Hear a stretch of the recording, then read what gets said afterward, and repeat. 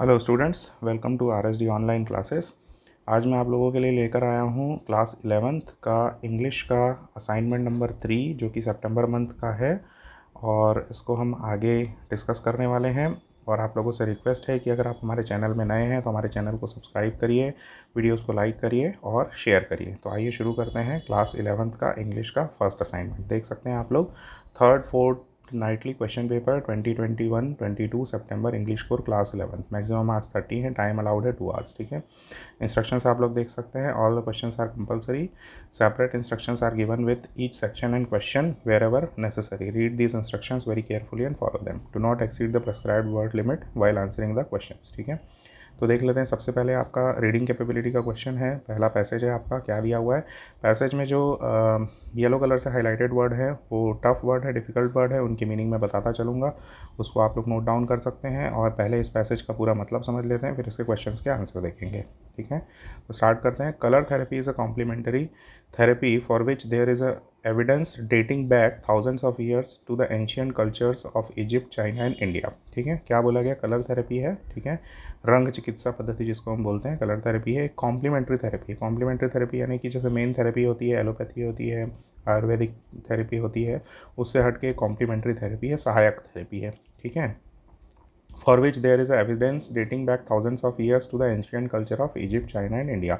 मतलब इस बात के साक्ष्य मौजूद हैं कि हज़ारों साल पहले ये जो पद्धति थी ये कहाँ कहाँ उपयोग की जाती थी, इजिप्ट में यानी मिस्र में, चाइना चीन में, और इंडिया यानी कि भारत में। ठीक है, if we define it in simple terms, color is a light of varying wavelength, thus each color has its own particular wavelength and energy। ठीक है, varying का मतलब होता है परिवर्ती, पर्टिकुलर का मतलब होता है विशिष्ट, वेवलेंथ का मतलब होता है तरंग लंबाई या तरंग दैर्ध्य। ठीक है, तो if we define in simple terms, अगर सीधे सीधे शब्दों में हम इसको डिफाइन करें तो colour is a light of varying wavelength. ठीक है, कलर क्या है, लाइट है। कैसी लाइट है, वेरिंग वेवलेंथ, यानी उसकी वेवलेंथ क्या होती रहती है, चेंज होती रहती है, बदलते रहती है। ठीक है, this each colour has its own particular wavelength, हर एक कलर का अपना एक खुद का अलग से विशेष वेवलेंथ होता है, तरंग लंबाई होती है और उसकी एनर्जी यानी ऊर्जा होती है। ठीक है, सेकंड पैराग्राफ में क्या लिखा हुआ है, कलर्स कंट्रीब्यूट एनर्जी।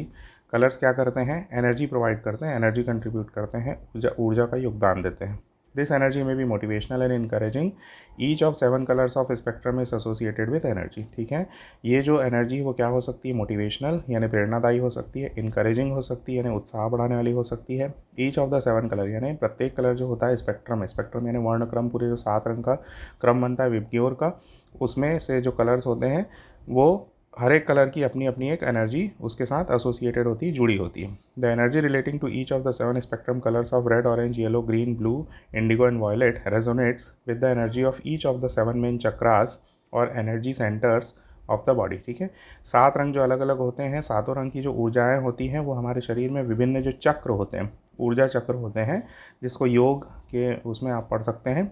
जो अलग अलग चक्र होते हैं तो उनकी ऊर्जाओं के साथ वो क्या करती है, अनुनाद करती है। रेजोनेट करना मतलब अनुनाद करना, यानी उस कलर की ऊर्जा और उस चक्र की ऊर्जा दोनों एक दूसरे के समान हो जाती हैं कलर की वजह से। ठीक है, colour therapy can help to rebalance and और stimulates these energies by applying the appropriate colour to the body. ठीक है, कलर थेरेपी में करते क्या है कि जैसे आपकी बॉडी में जो भी दिक्कत है, ठीक है, उसको ठीक करने के लिए एक विशिष्ट कलर या एक अलग स्पेशल कलर को आपकी बॉडी पर डाला जाता है, ताकि जो आपकी प्रॉब्लम है बॉडी की वो जिस चक्र से संबंधित है वो चक्र एक्टिवेट हो जाए, उसकी एनर्जी बढ़े और आपकी प्रॉब्लम जो है वो सॉर्ट आउट हो जाए। ठीक है, तो रीबैलेंस का मतलब होगा दोबारा से बैलेंस करना। ठीक है, स्टिमुलेट करना यानी कि किसी चीज़ को उत्तेजित करना। ठीक है, और अप्रोप्रिएट मतलब उचित यानी कि वास्तविक। ठीक है, आगे आ जाइए। पैराग्राफ 3 क्या बोलता है, red relates to base chakra, orange the sacral chakra, yellow the solar plexus chakra, green the heart chakra, blue the throat chakra, indigo the brow chakra, sometimes referred as the third eye, and violet refers या relates to the crown chakra. ठीक है, तो अलग अलग colour से related जो चक्र है उनके बारे में बताया गया है।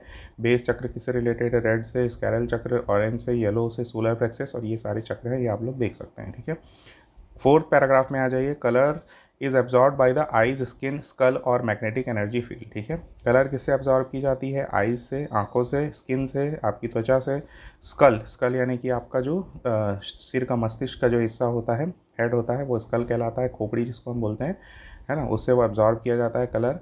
आवर एनर्जी फील्ड, और aura and the energy of colours affects us on all levels, that is to say physical, spiritual and emotional. ठीक है, तो कलर्स इस तरीके से एब्जॉर्ब होते हैं इन जगहों से, और जो हमारी मैग्नेटिक एनर्जी फील्ड है हमारे शरीर की, हमारी बॉडी की, जिसको हम क्या बोलते हैं, ऑरा भी बोलते हैं। ठीक है, और energy of colour affects us on all levels. ठीक है, मतलब ये जो ऑरा होता है या मैग्नेटिक फील्ड होता है, उसको जो ये कलर की एनर्जी है वो हर एक लेवल पे क्या करती है, अफेक्ट करती है।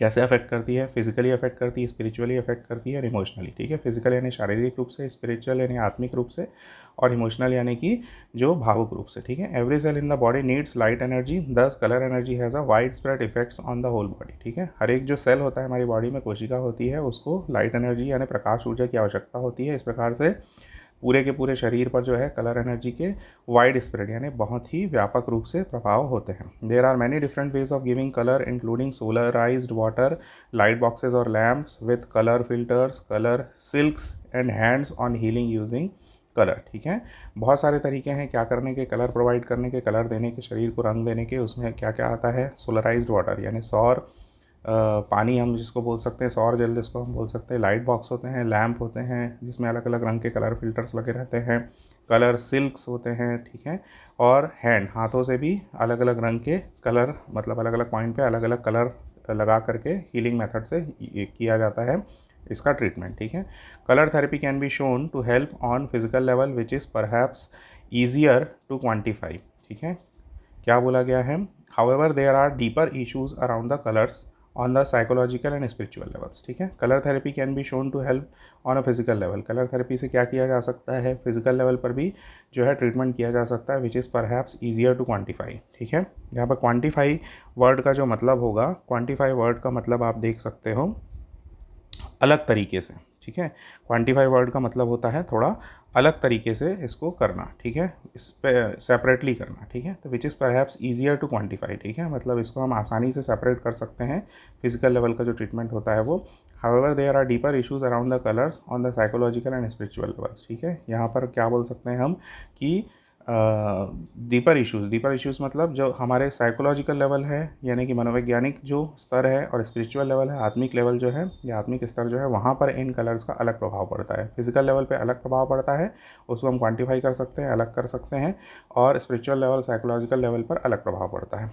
Our well being is not of course purely a physical issue. हमारा जो स्वस्थ होना है, वेल बींग का मतलब होता है स्वस्थ होना, केवल वो फिजिकली हम स्वस्थ हैं ऐसा होना ज़रूरी नहीं है, हमको साइकोलॉजिकली और स्पिरिचुअली भी स्वस्थ होना, हेल्दी होना ज़रूरी है। ठीक है, fortunately many more practitioners both orthodox and complementary are now treating patients in a holistic manner. ठीक है, तो सौभाग्य से, फॉर्चुनेटली मतलब सौभाग्य से, बहुत ज़्यादा प्रैक्टिशनर्स जो हैं, प्रैक्टिशनर्स मतलब मेडिकल प्रैक्टिशनर्स हैं, डॉक्टर्स हैं। ठीक है, both orthodox and complementary. Orthodox होता है मतलब जो पारंपरिक चिकित्सा पद्धति, पारंपरिक वर्ड का मतलब होता है ऑर्थोडॉक्स का, तो जो पारंपरिक चिकित्सा पद्धति को अपनाते हैं उनको बोलते हैं हम ऑर्थोडॉक्स, और कॉम्प्लीमेंट्री मतलब जो सहायक चिकित्सा पद्धति को अपनाते हैं वो होते हैं कॉम्प्लीमेंट्री।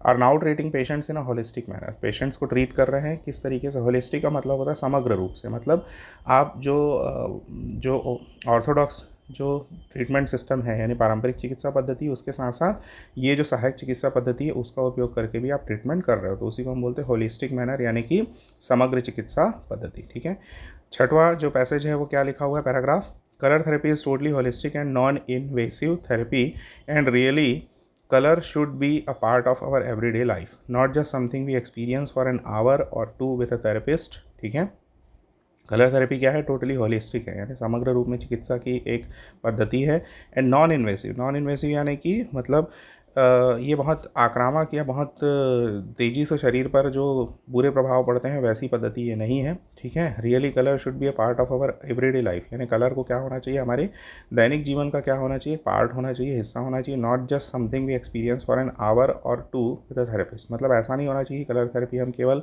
थेरेपिस्ट के पास जा करके, जो हमारा चिकित्सक है उसके पास जा करके घंटे या 2 घंटे के लिए हम कलर थेरेपी ले रहे हैं, बस उतना ही कलर थेरेपी हमारे जीवन में नहीं होना चाहिए, इसको एक महत्वपूर्ण अंग होना चाहिए हमारे जीवन का, ऐसा कहा जा रहा है। Colour is all around us everywhere. ठीक है, कलर जो है, रंग जो है हमारे चारों तरफ हैं, हर जगह पर हैं। This wonderful planet does not contain all the beautiful colours of a rainbow for no reason. ठीक है, मतलब ऐसा संभव ही नहीं है कि इस सुंदर जगत में जो रेनबो होता है, हमारा इंद्रधनुष होता है, उसके सातों कलर कहीं ना कहीं ना मिले।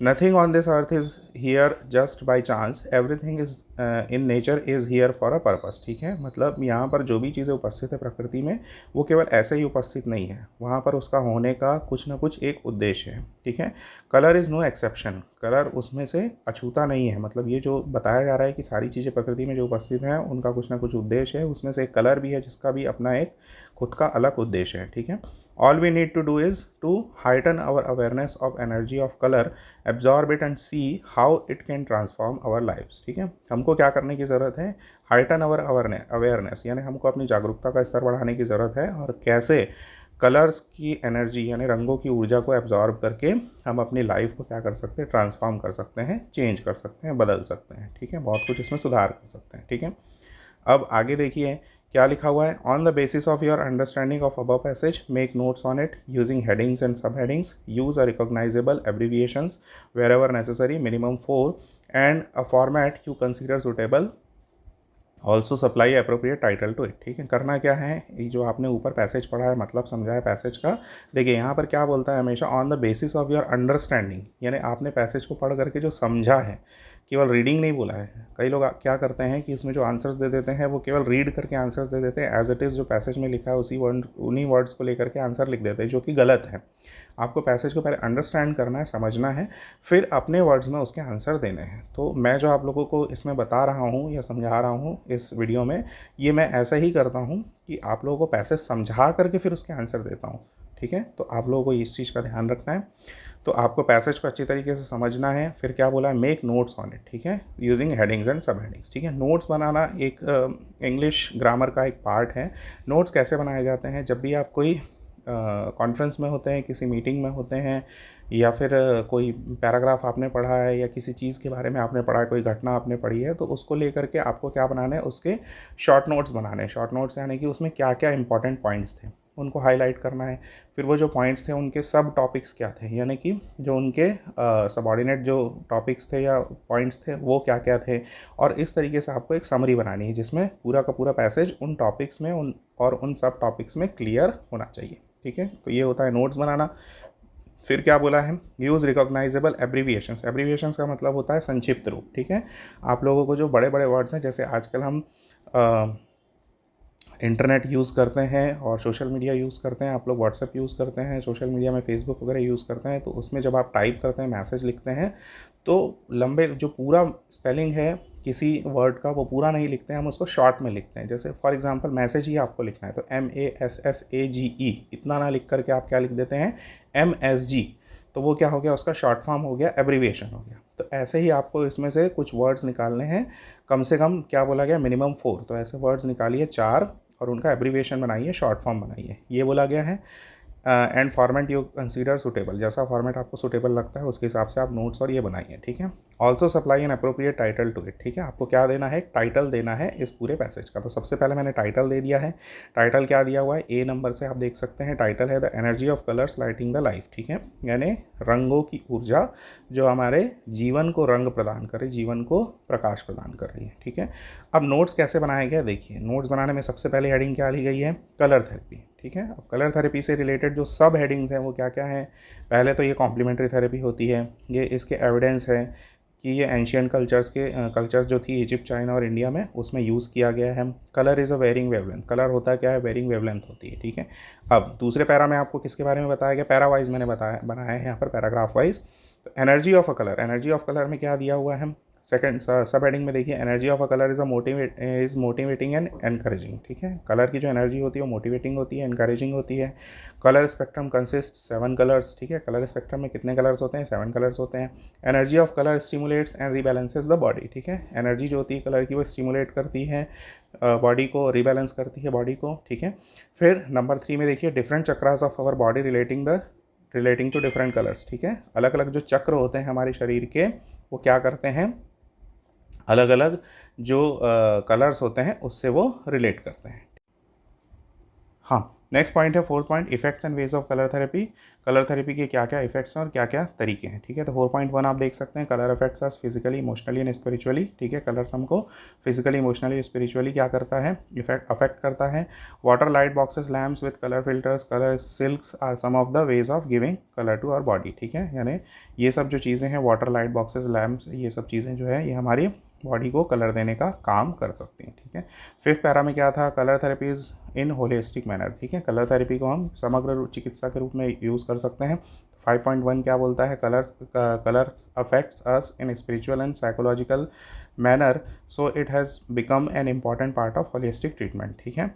कलर्स कैसे अफेक्ट करते हैं हमारी बॉडी को, स्पिरिचुअली करते हैं, साइकोलॉजिकली करते हैं, इसलिए ये हमारे होलिस्टिक ट्रीटमेंट में जो है तरीका, उसका एक इम्पॉर्टेंट पार्ट है, ठीक है। फिर 6 क्या है, colours can transform our life. Colours can transform our life even if we just absorb energy of colours while which are present all around us in this beautiful planet, ठीक है। मतलब colours को हम क्या कर सकते हैं, ये जो पूरे प्लानट में अलग अलग कलर्स हमारे प्रेजेंट हैं, उनके कलर्स को एब्जॉर्ब करके, उनकी एनर्जी को एब्जॉर्ब करके हम अपनी लाइफ को क्या कर सकते हैं, ट्रांसफॉर्म कर सकते हैं। तो आप लोगों ने देखा होगा मेरे जो आंसर्स हैं वो बिल्कुल ऑथेंटिक हैं, ऑथेंटिक मतलब और न्यू है, कहीं से कॉपी किए हुए नहीं है। ये आंसर्स को आप कहीं पर भी बुक वगैरह में नहीं मिलेगा आपको, ना ही किसी गाइड में मिलेगा।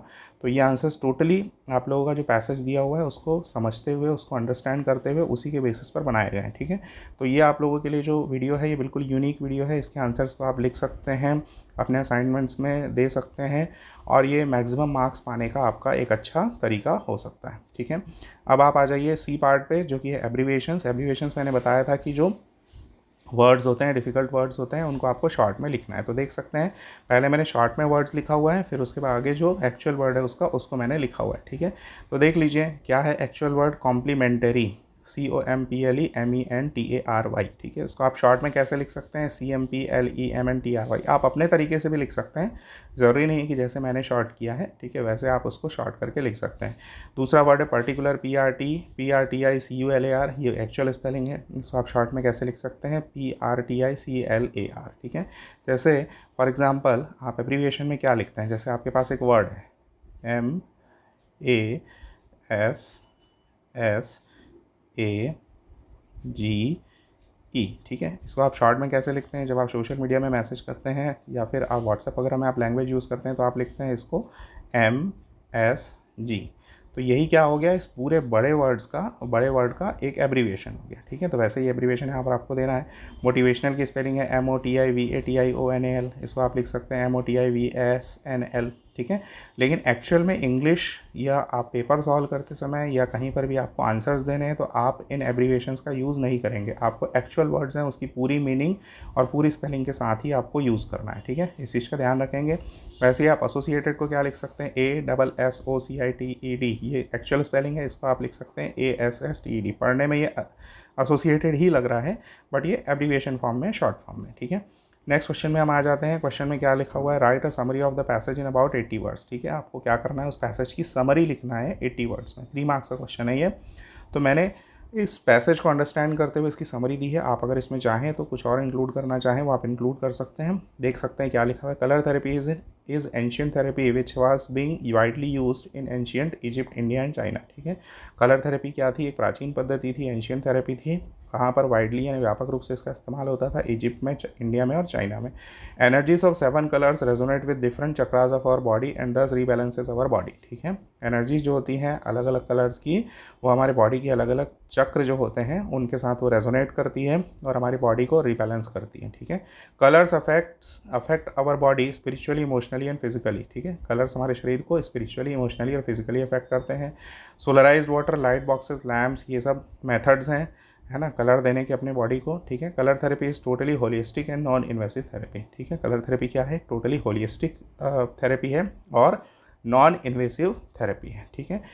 तो ये आपके लिए मैंने एक समरी लिख दिया है 80 वर्ड्स में अप्रॉक्स, ठीक है। इसमें आप कुछ इंक्लूड करना चाहें या कुछ कट शॉर्ट करना चाहें तो कर सकते हैं। वैसे ये बेसिक समरी है, बिल्कुल अप्रोप्रिएट समरी है, ठीक है। आप लोग देख सकते हैं। नेक्स्ट है आपका answer the following questions in about 30 to 40 words each. ठीक है, आपको 30 to 40 वर्ड्स में आंसर्स देने हैं। ये आपके प्रोज का पार्ट है। ठीक है, जो लेसन है उसका पार्ट है। हर एक क्वेश्चन 2 नंबर का है, तो 2 क्वेश्चन है, देख सकते हैं। क्वेश्चन नंबर 3 क्या कहता है, when and with whom did the author plan to go for a sea expedition. ठीक है, तो ये आपका जो चैप्टर है उसका क्वेश्चन है। ठीक है, आंसर क्या बोला गया है, on July 1976 the author plan to go with his wife, his son Jonathan, his daughter Suzanne, and 2 crew members, an American Larry Weasel and Swiss Herb Siegler for a sea expedition. ठीक है, यानी जुलाई 1976 को author plan करता है सी expedition पे जाने के लिए। किसके किसके साथ, अपनी वाइफ के साथ, उसके सन जोनाथन, उसकी डॉटर जो थी, बेटी जो थी सुजैन, और 2 क्रू मेंबर्स, यानी उसकी बोट पे जो 2 क्रू मेंबर्स थे, उसके जो हेल्पिंग असिस्टेंट्स थे, कौन कौन से, एक अमेरिकन था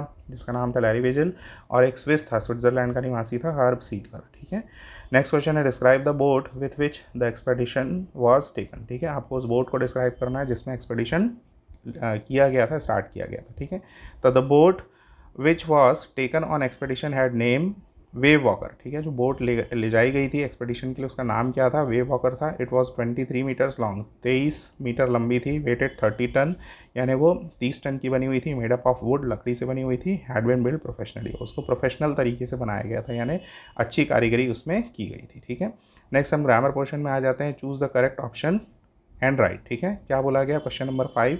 हर क्वेश्चन जो है इसमें 2 क्वेश्चन है, each question carries 1 marks, total marks are 2 marks. ठीक है, क्वेश्चन नंबर 5 क्या बोला गया है, catamaran is the word derive from which language. ठीक है, तो कैटामैरन जो वर्ड होता है वो तमिल लैंग्वेज का वर्ड है। ठीक है, आप देख सकते हैं हाईलाइटेड है, C option.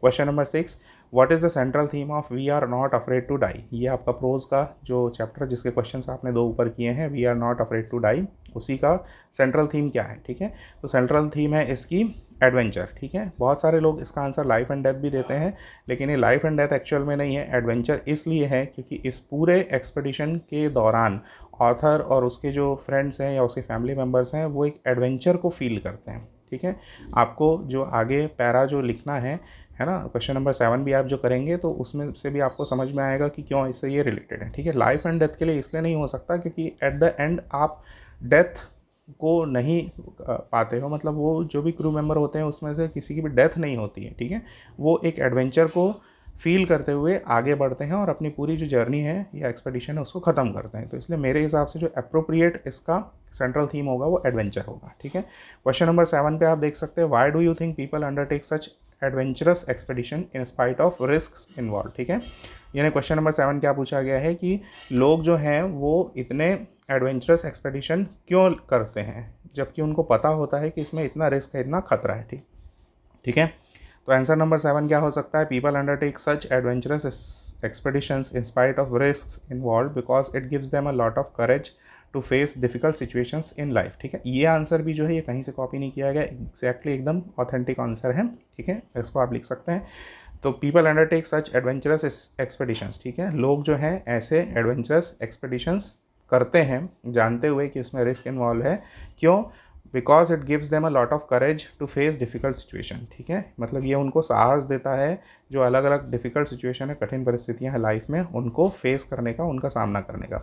It extracts the fear from them. ठीक है, एक्सट्रैक्ट्स यानी बाहर निकालना, फियर यानी डर, तो ये डर को बाहर निकालता है उनमें से। It gives them confidence, cleverness and leadership. ठीक है, यानी ये जो खतरों को झेलना यानी एडवेंचरस एक्सपेडिशन करना क्या देता है उनको, कॉन्फिडेंस देता है यानी कि विश्वास देता है, क्लेवरनेस देता है यानी चालाकी, यानी कैसे परिस्थितियों को हैंडल करना है। ठीक है, एंड लीडरशिप यानी लीडरशिप क्वालिटी उनमें बिल्डअप करता है, नेतृत्व का गुण उनमें लाता है।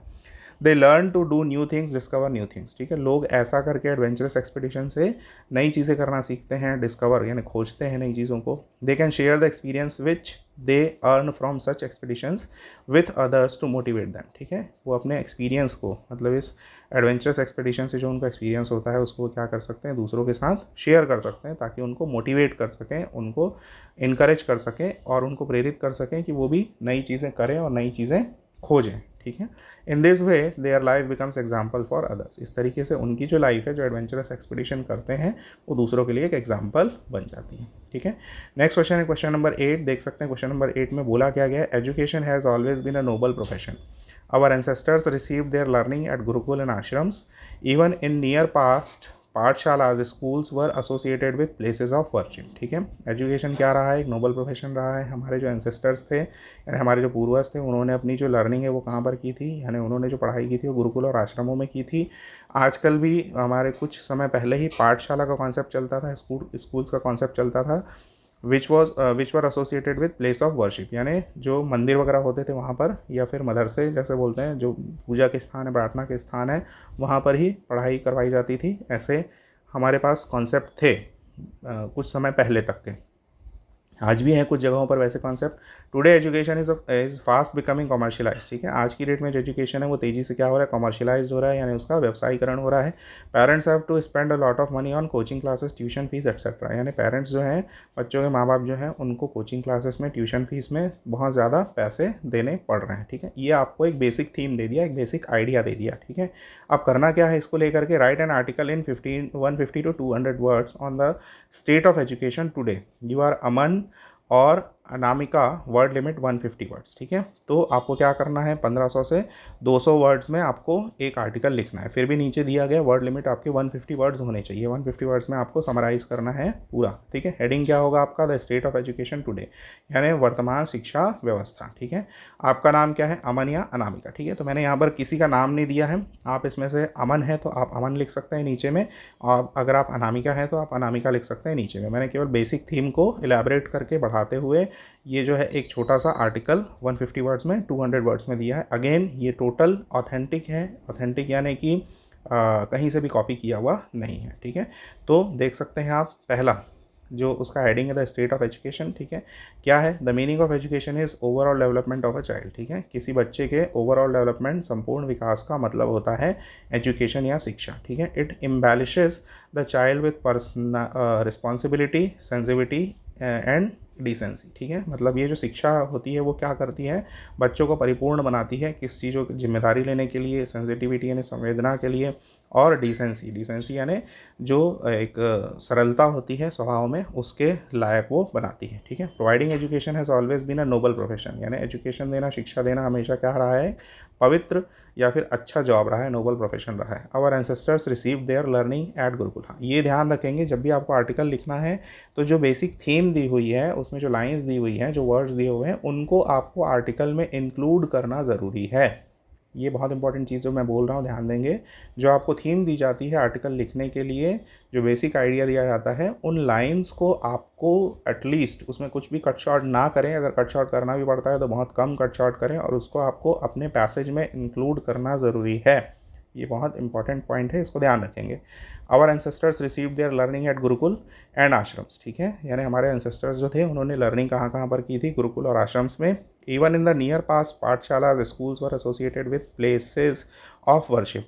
Today education is fast becoming commercialise. तो इतना पोर्शन मैंने थीम से उठाया है। अब आगे देख सकते हैं आप, नेक्स्ट पैरा में क्या लिखा हुआ है, modern education is producing only degree और diploma holders in various fields. ठीक है, जो वर्तमान शिक्षा पद्धति है वो क्या कर रही है, केवल डिग्री होल्डर्स या फिर डिप्लोमा होल्डर्स को ही पैदा कर रही है, अलग अलग फील्ड्स में, अलग अलग एरियाज़ में। Physical, moral, cultural and spiritual development of students lakhs in current education system. ठीक है, यानी जो बच्चों का स्पिरिचुअल डेवलपमेंट है, कल्चरल डेवलपमेंट है, मॉरल डेवलपमेंट है, फिजिकल डेवलपमेंट है, ये सारी चीज़ें जो है करंट एजुकेशन सिस्टम में लैकिंग है, यानी यहाँ पर नहीं है। ठीक है, in today's cut throat world everyone is worried about the future security of their child. ठीक है, जो आज का गला काट स्पर्धा वाली जो दुनिया है, उसमें हर एक जो पेरेंट है वो अपने बच्चे की फ्यूचर सिक्योरिटी के लिए क्या है, चिंतित है। Every parent want his child to become a doctor, engineer और सक्सेसफुल बिजनेसमैन। हर एक जो पेरेंट है वो क्या चाहता है कि मेरा बेटा या बच्चा क्या बने, डॉक्टर बने या इंजीनियर बने या फिर सक्सेसफुल बिजनेसमैन बने। And due to weak education system parents are compelled to send their children to coaching centres. ठीक है, जो हमारे एजुकेशन सिस्टम है उसकी कमजोरी की वजह से पेरेंट्स जो हैं वो अपने बच्चों को मजबूर हैं भेजने के लिए कोचिंग सेंटर्स में। ठीक है, yet these coaching centres guarantee sure success but their only aim is to earn money. हालांकि ये जो कोचिंग सेंटर्स हैं वो क्या करते हैं, सक्सेस की गारंटी देते हैं, लेकिन उनका एक्चुअल जो असली उद्देश्य होता है वो क्या होता है, पैसे कमाना। Even after completing the coaching many students don't get their dream job. ठीक है, यानी कि बहुत सारे बच्चे जो हैं कोचिंग कोर्स जो है वो कंप्लीट कर लेते हैं, उसके बावजूद भी उनको क्या है, उनकी जो ड्रीम जॉब है, जो वो जॉब चाहते हैं, वो उनको नहीं मिलती है। In this way both time of students and money of parents get wasted. ठीक है, इस तरीके से जो बच्चों का समय और पेरेंट्स का पैसा दोनों वेस्ट होता है। So what should be the remedy, ये एक सवाल है कि क्या होना चाहिए इसका उपाय। ठीक है, आपको आर्टिकल को कंक्लूड करना है यहाँ पर। तो इन माय ओपिनियन मैंने इसलिए ऐसा लिखा है क्योंकि हाँ, आप लोग हर एक बच्चा अलग अलग आंसर्स देने वाला है। ठीक है, तो इसलिए उसमें अपने हिसाब से वो आंसर दे रहा है, ऐसा इसलिए मैंने लिखा है यहाँ पर। In my opinion firstly there should be a drastic change in education system, यानी जो एजुकेशन सिस्टम है, शिक्षा पद्धति है, उसमें आमूल चूल यानी ड्रास्टिक बहुत तेज़ी से परिवर्तन होने चाहिए।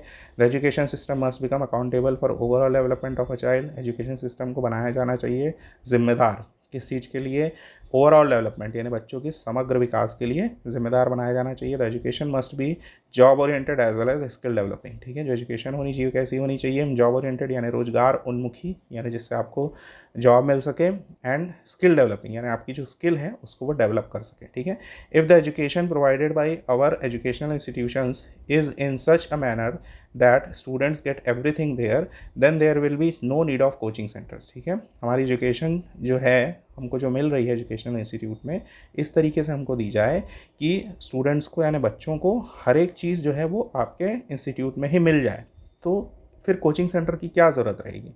दस commercialisation of education can be decrease. ठीक है, जो कमर्शियलाइजेशन है उसको ख़त्म तो नहीं किया जा सकता, लेकिन जो बहुत ज़्यादा बढ़ गया है कमर्शियलाइजेशन एजुकेशन का, उसको आप कम कर सकते हैं। ठीक है, तो ये एक बेसिक मैंने आपको आर्टिकल दे दिया है, आइडिया दे दिया है, आप चाहो तो इसमें कुछ भी अपने तरफ से मॉडिफिकेशन कर सकते हो। ठीक है, तो with this we come to the end of this video. ठीक है, हम अपने वीडियो के एंड पर आ जाते हैं। अगेन आप लोगों से जो मैं हर बार रिक्वेस्ट करता हूँ, प्लीज़ हमारे चैनल को सब्सक्राइब करिए। आप लोगों के व्यूज़ बहुत अच्छे आ रहे हैं। ठीक है, मैं उम्मीद करता हूँ कि और ज़्यादा व्यूज़ आएंगे। ठीक है, और सब्सक्राइबर्स जो हैं, मुझे ऐसा लग रहा है कि शायद आप लोग व्यूज़ अच्छे दे रहे हैं, देख रहे हैं, लेकिन सब्सक्राइब शायद चैनल को नहीं कर पा रहे हैं। तो आप लोगों से अगेन एक रिक्वेस्ट है कि चैनल को प्लीज़ सब्सक्राइब करिए। आपका जितना सब्सक्रिप्शन आएगा, जितने व्यूज़ आएंगे, वो हमारे लिए मोटिवेशन का काम करेगा। आगे भी हम अलग अलग सब्जेक्ट्स की वीडियोज़ अपलोड करते रहेंगे। तो जुड़े रहिए हमारे चैनल RSD ऑनलाइन क्लासेस के साथ। ठीक है, थैंक यू सो मच।